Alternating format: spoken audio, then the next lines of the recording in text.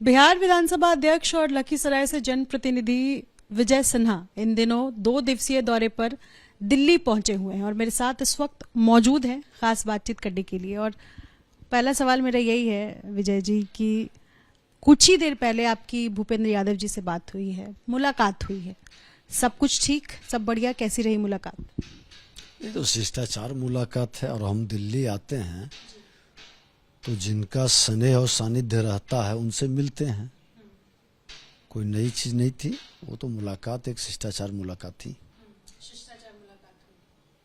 किसी विशेष मुद्दे पर बातचीत हुई? क्योंकि जो इनपुट है, जो खबर है, उसके मुताबिक यह है कि पिछले दिनों जो हुआ बिहार में कार्यकाल के दौरान उस वक्त ये हुआ कि उस वक्त से लगातार मिलने की बात हो रही थी, लेकिन चूंकि जो आला नेता हैं वो सभी बिजी थे उत्तर प्रदेश के मंत्रिमंडल को लेकर के, उत्तर प्रदेश के रिजल्ट के बाद बिजी थे, इस वजह से आपकी मुलाकात नहीं हो पा रही थी। तो और आज मुलाकात का समय मिला, तो कोई खास बातचीत हुई?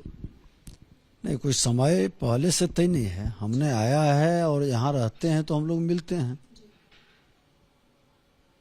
और ये उत्तर प्रदेश के चुनाव में एक अच्छी सफलता इन लोगों ने प्राप्त की है,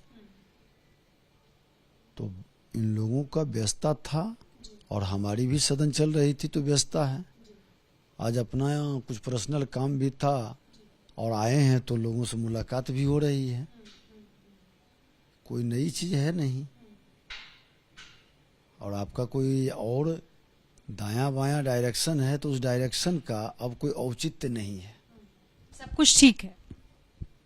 कहीं सब नॉर्मल है, शांति से सदन चल रहा है, सब व्यवस्था चल रही है।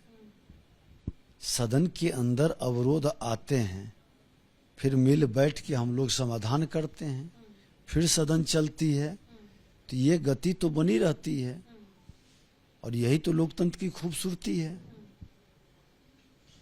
पहले 14 मार्च को जो सदन में हुआ वो सबने देखा किस तरीके से जो नोकझोंक हुई, चलिए उसके बाद डैमेज कंट्रोल हो गया, लेकिन उसके बाद उत्तर प्रदेश में जब शपथ ग्रहण योगी जी का हो रहा था उस वक्त भी नीतीश कुमार पहुंचे थे मोदी जी से मिलने के लिए। तो ऐसा कहा जाए कि बिहार में जेडीयू और बीजेपी के बीच सब कुछ ठीक है?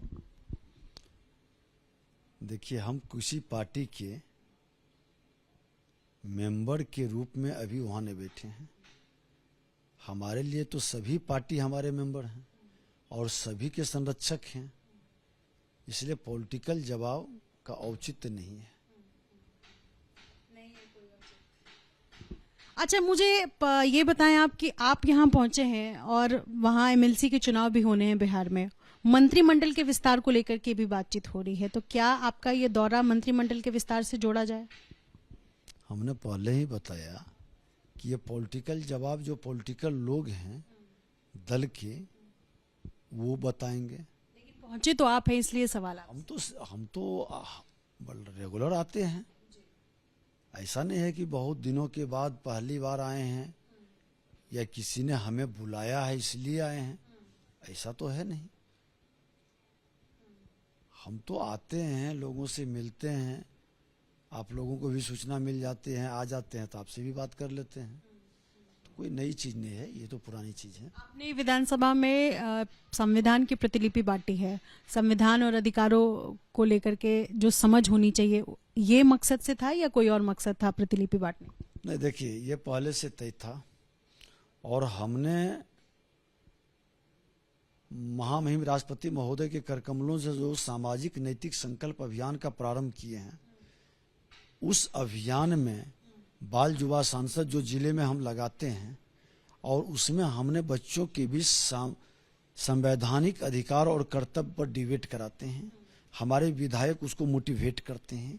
विधानसभा के अंदर लोकसभा अध्यक्ष जी गए थे, लोकसभा से हमने संविधान की मूल प्रति की प्रतिलिपि हम लोगों को वहां उपलब्ध कराए हैं। ये हमारे विधायक कहीं न कहीं अपने अपने विधानसभा के लोगों के विश्वास को जीत कर आते हैं और आज 2/3 आबादी नौजवानों की है, उसको मोटिवेट करने के लिए, प्रेरित करने के लिए कि हमारा संवैधानिक अधिकार जो मिला है उससे ज्यादा हमारा कर्तव्य क्या बनता है समाज के लिए, राज्य के लिए, राष्ट्र के लिए। और आज इसी की जरूरत है।